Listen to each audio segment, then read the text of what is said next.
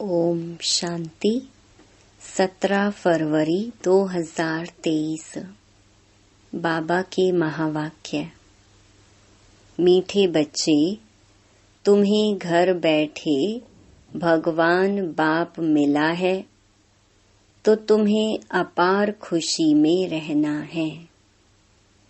विकारों के वश खुशी को दबा नहीं देना है।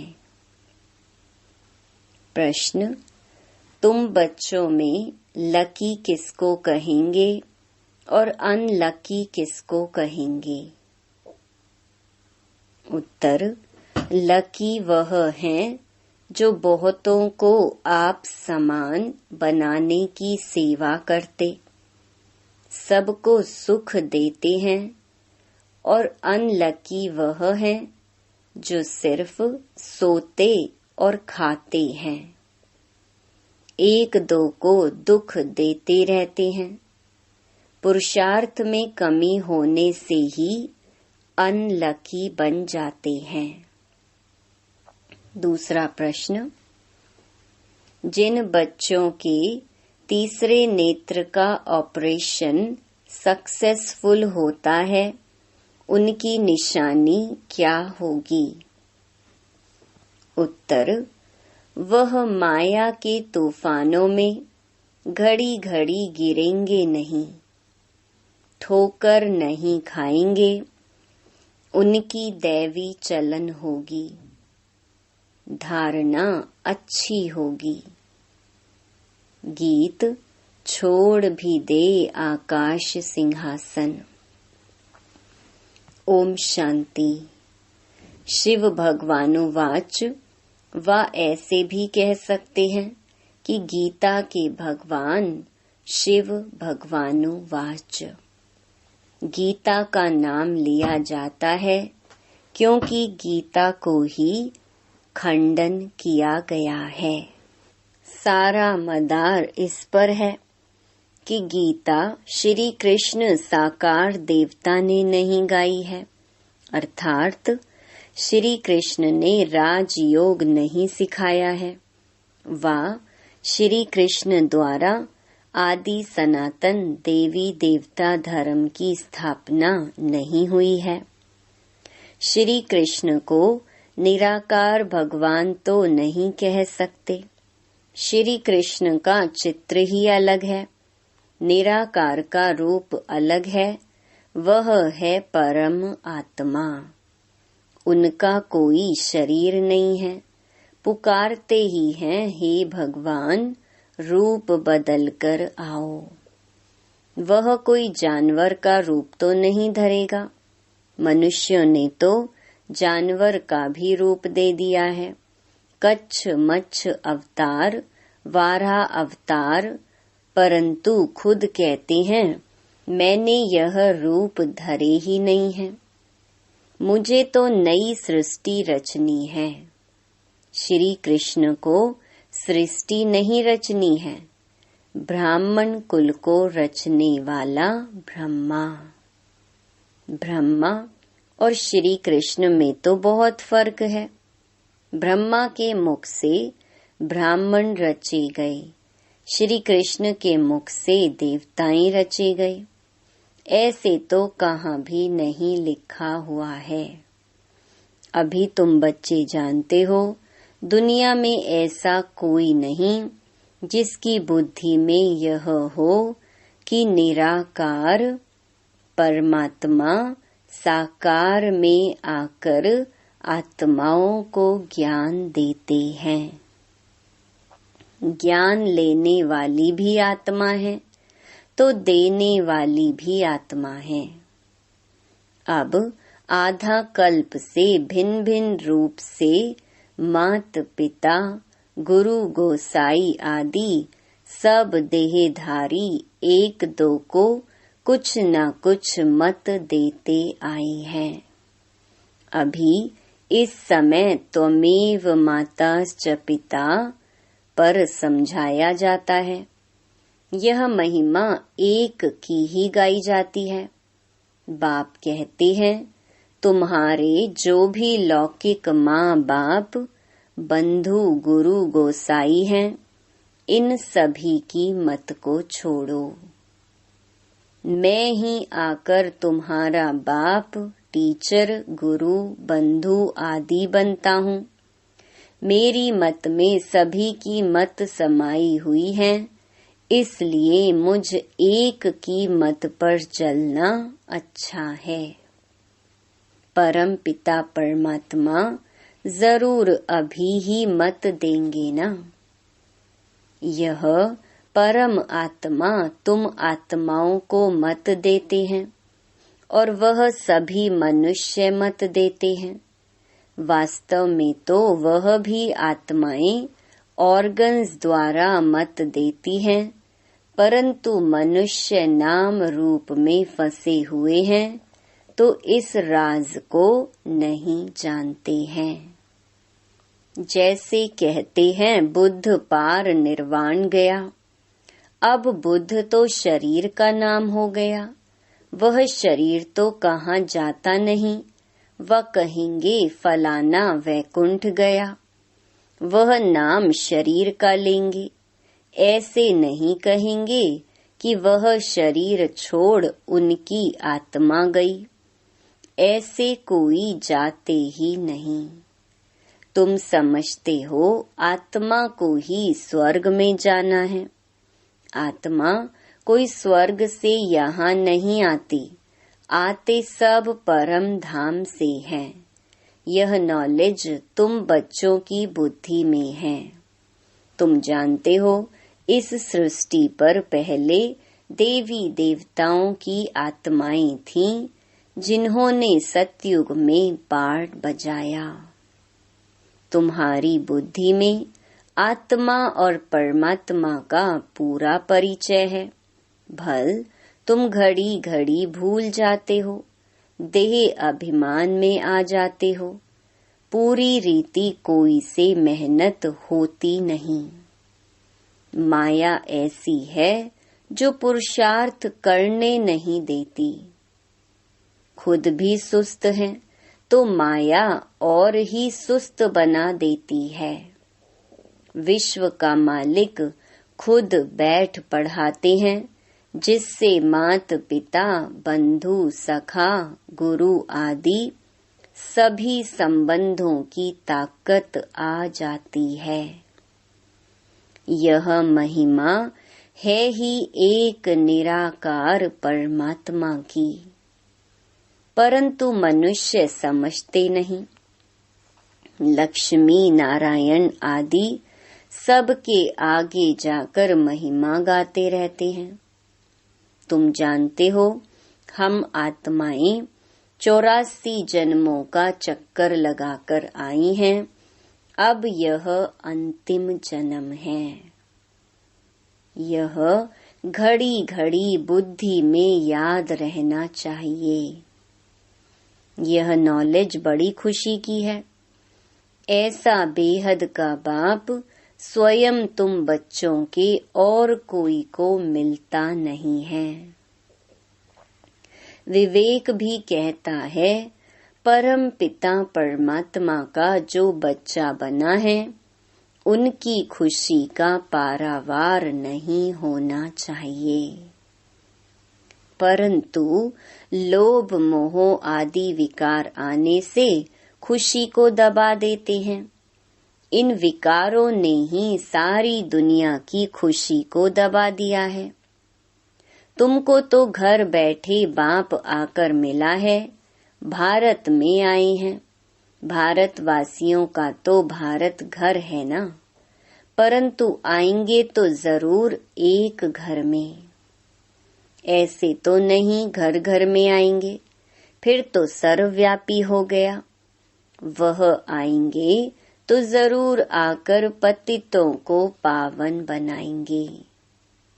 दुनिया तो समझती है श्री कृष्ण आएगा, परंतु तुम जानते हो परम पिता परमात्मा आया हुआ है, जो पतित पावन ज्ञान का सागर है। उनका नाम वास्तव में रुद्र है। यह बड़े से बड़ी भूल है। जब यह समझें कि वह बेहद का बाप सारी सृष्टि का रचयिता है, तो खुशी का पारा चढ़ जाए। ऐसे बाप से तो जरूर वर्षा मिलेगा, श्री कृष्ण से तो वर्षा मिल न सके। इन बातों पर भी किसकी बुद्धि नहीं चलती। दुनिया तो सारी शूद्र संप्रदाय है, ब्राह्मण भी सिर्फ कहलाने मात्र हैं। तुम ब्राह्मण जब विचार सागर मंथन करो, तब औरों को भी परिचय दे सको। श्री कृष्ण को तो सब जानते हैं, सिर्फ कोई कहते राधे कृष्ण स्वर्ग के हैं, कोई फिर द्वापर में ठोक देते। यह भी मूंझ कर दी है। ईश्वर तो ज्ञान का सागर है। तुम ईश्वरीय संप्रदाय में ही ज्ञान आ सकता है। आसुरी संप्रदाय में ज्ञान कहाँ से आया? भल गाते भी हैं पतित पावन, परंतु अपने को पतित समझते नहीं। स्वर्ग को तो बिल्कुल जानते ही नहीं, सिर्फ नाम मात्र कहते हैं। यह भी नहीं समझते हैं कि देवताएं स्वर्गवासी हैं। तुम जब समझाते हो तब आंखें खुलती हैं। माया ने आंखें ही बंद कर दी हैं। प्राचीन भारत स्वर्ग था, लक्ष्मी नारायण का राज्य था, यह भी नहीं जानते। हम भी नहीं मानते थे। यह तो समझ सकते हैं कि अन्य धर्म तो बाद में आए हैं, देवताओं के समय यह धर्म नहीं थे। तो जरूर वहाँ सुखी सुख होगा। बाप बच्चों को रचते ही हैं सुख के लिए, ऐसे नहीं सुख दुख दोनों देते हैं। लौकिक बाप भी बच्चा मांगता है तो उनको धन संपत्ति देने लिए, ना कि दुख देने लिए। यह तो अभी हम समझाते हैं कि द्वापर से लेकर लौकिक बाप भी दुख ही देते आए हैं। सतयुग त्रेता में तो दुख नहीं देते। यहाँ माँ बाप प्यार तो बहुत करते हैं, परंतु उनको फिर काम कटारी नीचे डाल देते हैं, तो दुख आरंभ हो जाता है। सतयुग में तो ऐसे नहीं होता। वहाँ तो दुख की बात नहीं। यह बाप बैठ समझाते हैं, तुम्हारे में भी नंबरवार समझते हैं। तुम्हारा यह ज्ञान योग से ऑपरेशन हो रहा है, परंतु कोई का सक्सेसफुल होता है, कोई का नहीं होता है। जैसे आँखों का ऑपरेशन कराते हैं तो कोई की ठीक हो जाती हैं, कोई में थोड़ी खराबी रह जाती है, कोई की आँखें बिल्कुल खराब हो जाती हैं। तुमको भी अभी ज्ञान का तीसरा नेत्र मिल रहा है, तो बुद्धि रूपी नेत्र खुल जाता है, तो अच्छा पुरुषार्थ करने लग पड़ते हैं। कोई का पूरा नहीं खुलता है, धारणा नहीं होती, दैवी चलन भी नहीं होती। माया के तूफान में घड़ी घड़ी गिरते रहते हैं। एक तरफ है 21 जन्मों का सुख देने वाला उस्ताद, दूसरी तरफ है दुख देने वाला रावण। उसे भी उस्ताद कहेंगे।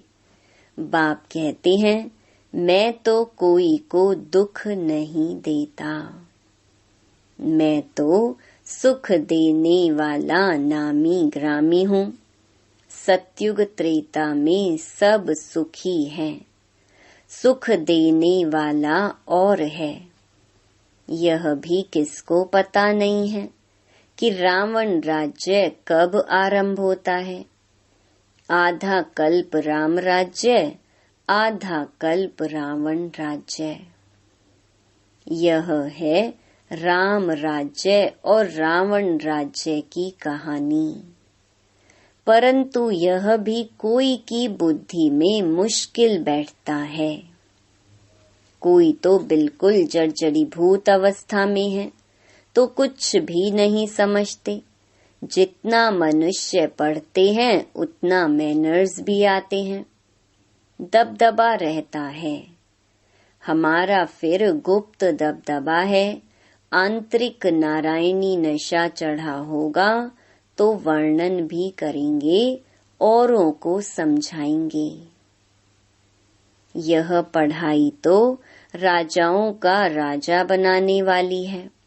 कांग्रेसी लोग तो राजाओं का नाम सुनकर गरम हो जाते हैं, क्योंकि पिछाड़ी के राजाएं ऐशी बन गए थे।